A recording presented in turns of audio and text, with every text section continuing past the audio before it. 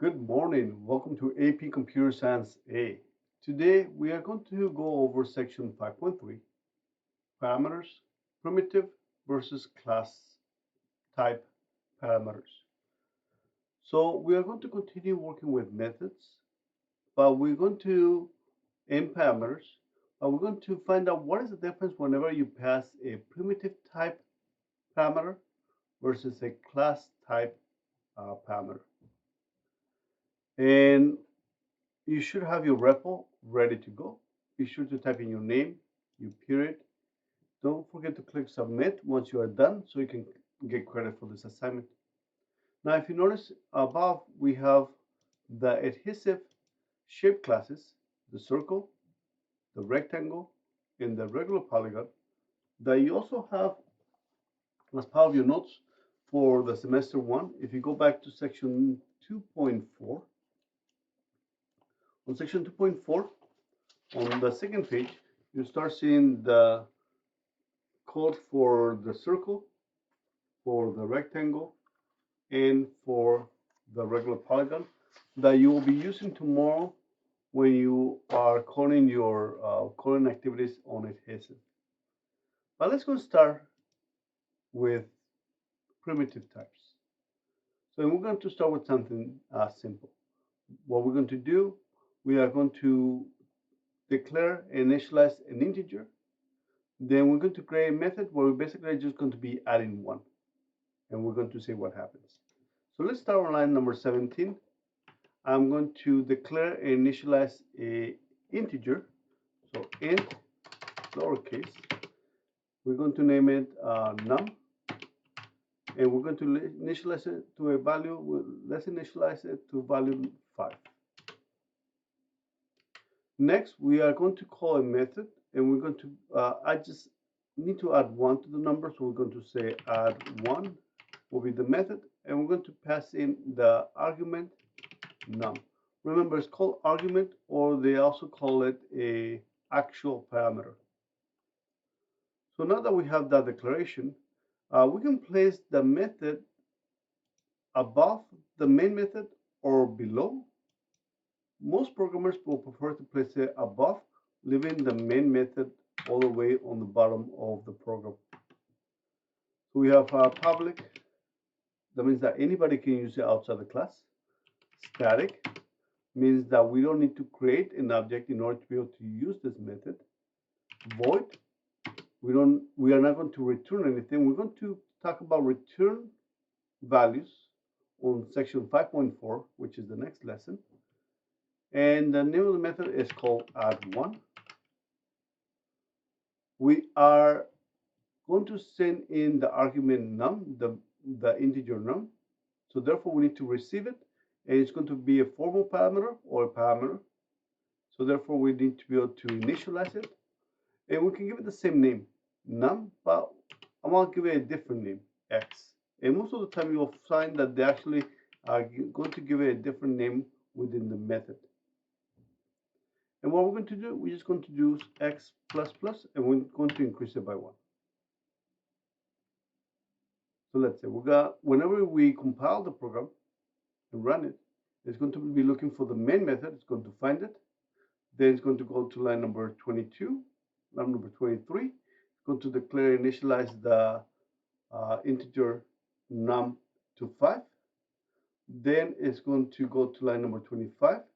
It's going to call the method num. So therefore, it's going to transfer control to line number 14, where it's going to declare and initialize the integer x to the same value.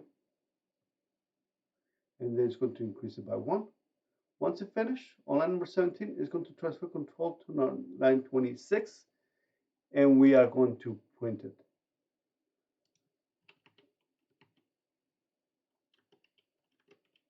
And actually, let me just skip one line. So we're going to do system.out.println.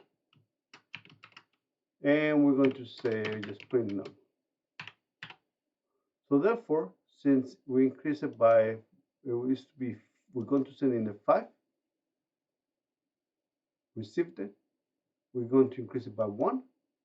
Then we're going to transfer control back to line number 26. 27 is going to print it, so it should print 6. 6. That is 5. What happened?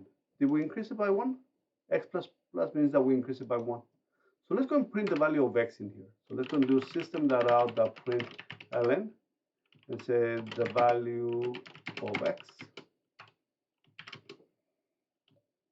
And let's leave it to space plus x. Because this should be a 6, correct? The value of x is 6. But once you transfer control back to line number 27, it goes back to 5. So why?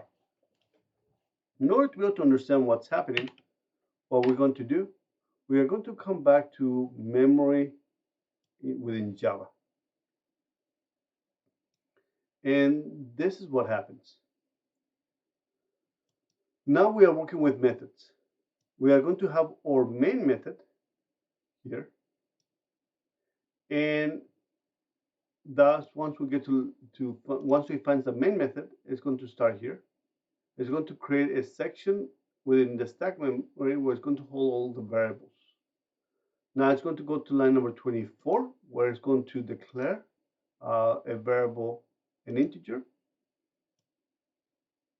which is this one here. Then it's going to be called num. We declare it, and now we're going to initialize it to a value of 5. So that's line number 24. Then once it gets to line number 26, it's going to invoke the method add1. It's going to call the method add1, and it's going to pass a parameter num, or the argument num. And it's going to be received where it's going to be initialized. So first, let me go and place a memory section for the method, which is called add1 method. Then once it gets to this part, it's going to declare a variable x. So we get another integer.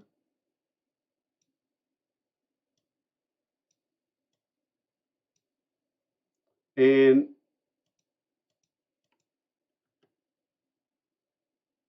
it's going to be called x.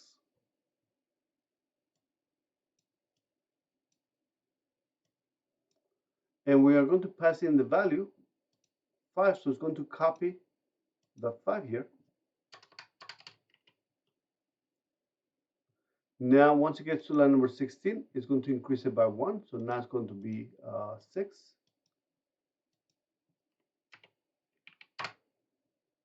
And on line number 17, it's going to print, and it's going to print the 6. Once it transfer controls back to line number 27, what happens is that this is already completed. So it's going to be collected by the trash collector, and it's going to disappear. So now that you land on number 27, the value of num is still 5. And that's what happens with primitive types. Whenever you pass a value to a method, if it's a primitive type, it's going to pass the value itself. It's going to copy it, but it's not going to change the previous value from the main method. And therefore, that one stays the same. But now let's talk about what happens when there are class types. So we have the following classes. We have a circle,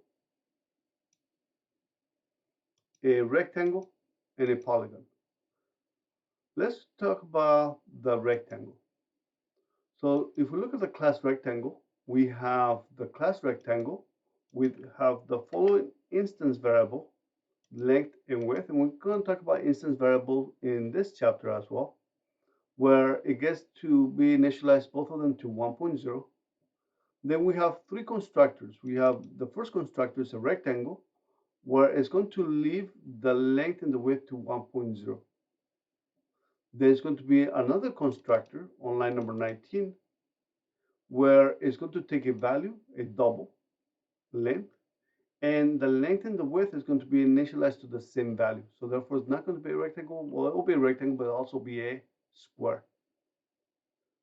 Or we can use a different constructor, which is line 29, where it's going to take two doubles, one for the length and one for the width, and it's going to initialize each one to the different values that we send in. So let's go and use this one here, this constructor when we create the object. So we're going to leave the add one here. We are going to delete everything inside our main method, and we are going to construct a rectangle. So we're going to create an object. So it's going to be a rectangle, the name of the class, then the name of the variable, so it'll be rectangle1 equals new to call the constructor rectangle, and then we're going to pass two variables, two values. We are going to pass two doubles, one for the length and one for the width. Now for the length, let's say we want it to be 3.5, and for the width, we want it to be 5.0. So we constructed a object by calling the constructor, and the object is going to be a rectangle of type rectangle, and it's going to be the variable rect1. Now let's go and print it out.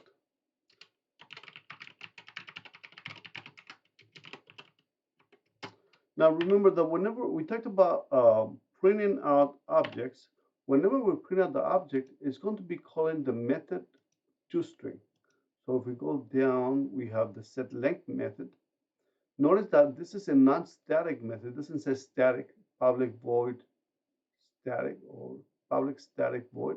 There's no static in here, which means that in order to be able to use it, we actually need to create an object, which we just did, rect1. And we're going to use a handle, rect1.setLength, to use this method. We have a setWidth. Once again, it's a non-static, so we already created the object to be able to use this method. We have a getLength, a getWidth. We have a getArea, getPerimeter, and equal to determine if two rectangles are equal to each other. And then we have a toString. The toString is going to be called whenever we print the object. It's going to say rectangle with length and width. So let's go and print out the object and see what prints out. Let's go and run it.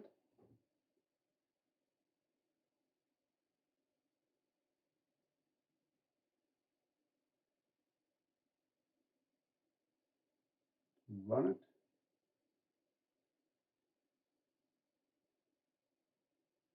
Sometimes it gets stuck. So let me just copy just in case.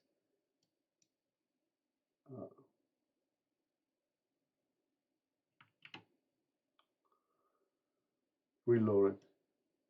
And let me run it once again. There you go. Rectangle with length 3.5 and 5.0. So that's whenever you print out an object, it's going to be looking for the toString method, which is here. And that's going to determine. We're going to actually construct our toString methods ourselves later in this chapter. Now we are going to create a method that's going to be called, we're going to change the size. So we're just going to call it change size. So public static void change size. And while we are going to change the size, we're going to change the size of the rectangle. So therefore, we're going to send a rectangle here. So let me just go and place my braces. I still need to place my formal parameter in there, or my parameter. So let's go and call invoke the method change size, and we're going to send in the rectangle 1.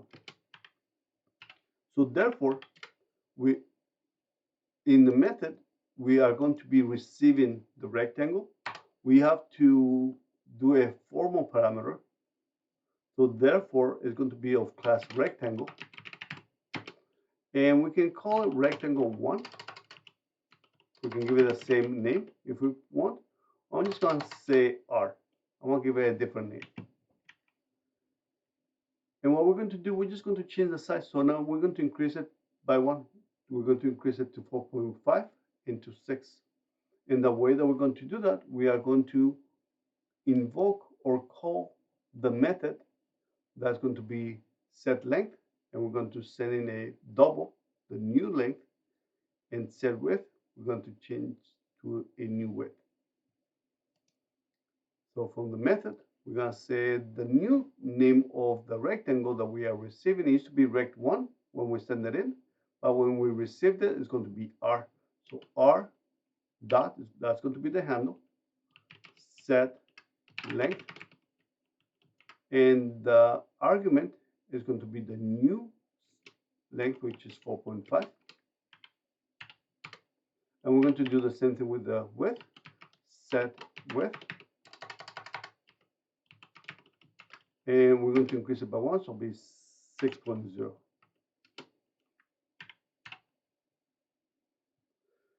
And now it's going to end, and we are going to print once again our rectangle.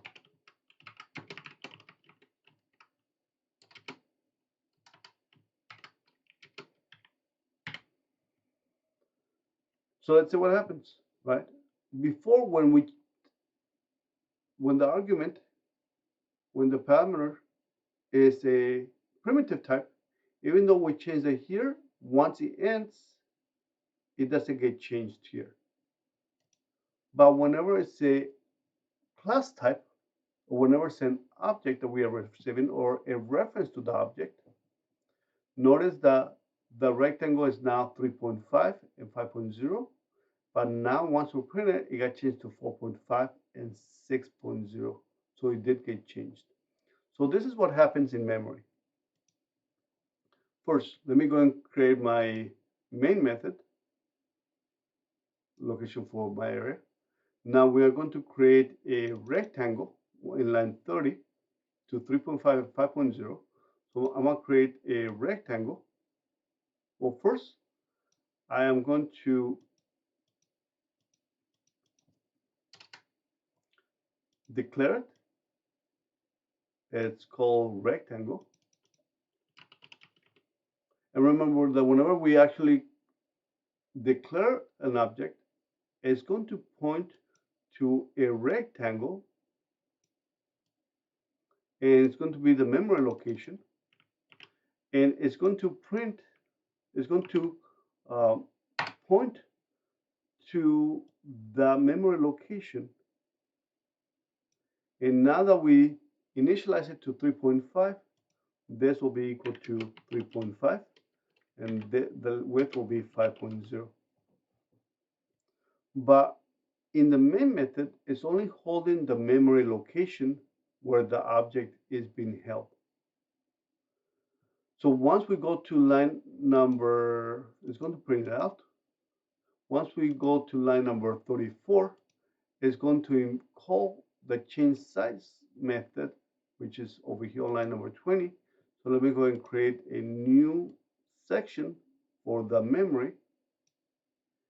And it's going to declare a new rectangle, which will be R. And what's going to happen here is going to copy whatever is here is going to be copied here.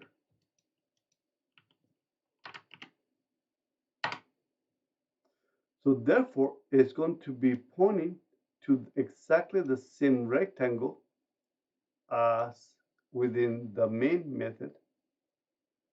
And if we change the length to 4.5, the length will be changed to 4.5. The width on line number 23 is going to be changed to 6.0. Once it ends on line 24 and 25, it's going to transfer control to line number 35. And this will be trash collected automatically. But because it was pointing to the object, the rect1 stayed with the previous values that got changed within the method. Where if it was a primitive type, those values will not be changed.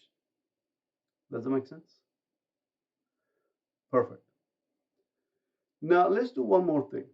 Let's actually talk about strings, because strings are class types, right? They're not primitives. Primitives are double, int, boolean, char, long, but we are mostly using double, int, and boolean for this class. Once in a while, we'll use char. So let's go and leave, we're going to delete this part here. And now we are going to be working with strings. We're going to leave those two methods there. So let's go and create a string. String can be created in two different ways. The most normal way, the easier way to create a string is to declare it. And let's go and say name. And let's go and say previous example that we used before, Mike. Now we are going to change the name. So we're going to create a method called change name. And we are going to, the argument we're going to send in is name, which is a class type. It's not primitive. So let's go and create the method above the main, which is public static void change name. And it's a formal argument, a formal parameter, or just parameter. So therefore we have to declare it, and we're just gonna say in to give it a different name. Or you can type in name if you want. And now we're going to change the name to Mikey, n equal to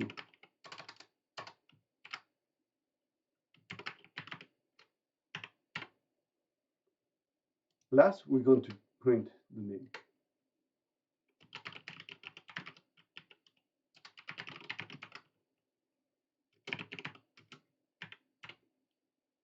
So let's go through this again. We declare initialize a string, which is a class type, it's not primitive.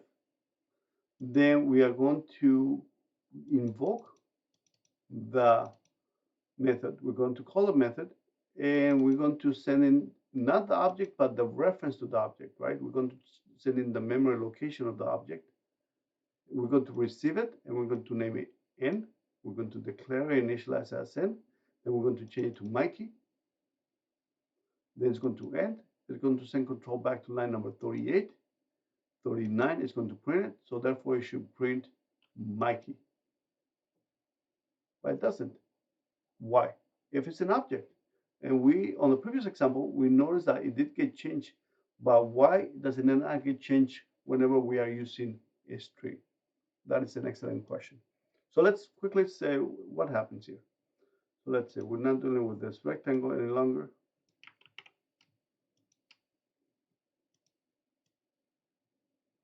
Let's get rid of that. We are dealing with Mike first, and it's the variable name is the name. The location is correct. So that'll be on line number 35, right? It's on main method, which is here. We are declaring initializing to Mike. Then we're going to call the method change name, which I deleted. No, sorry, I have an extra copy.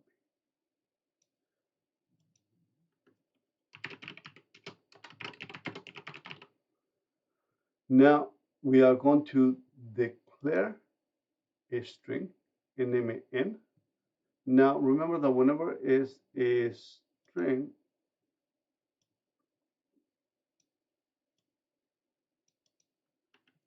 n, and what we're going to pass in, we're not going to pass in the object itself. We are going to pass in the reference to the object. We are going to copy this here. So therefore, it's going to be pointing to the same object, And that is still on line number 27.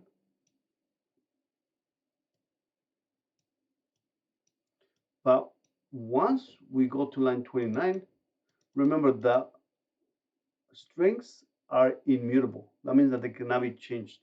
So once we go over to line 29, what Java does, it creates a new string Mikey. Instead of just adding a Y, it creates a new string Mikey, and it's going to point to that memory address, which is G23456. And therefore, it's going to be pointing to the memory address. That is in line number 29. The method ends line 30. It's going to transfer control back to the main method, which is line 38. And this will be trash collected. So once you get to line 39, it's still be pointing to the mic because strings are immutable, so that never got changed. And it was different with the rectangle or any other class types or any other classes that we create. Once we use them, that is going to be changed. So whenever we exit from the other method, the changes will still take into effect. But with strings, it doesn't. Remember, same thing with any primitive types. So you have to be very careful when you are working with methods. If it's a primitive type, then the original values in the main method are not going to be changed. We're going to talk about return values on the next lesson and how we can actually bring the information back to the main method. But for now, this is it. Have a great day, and I'll see you next time.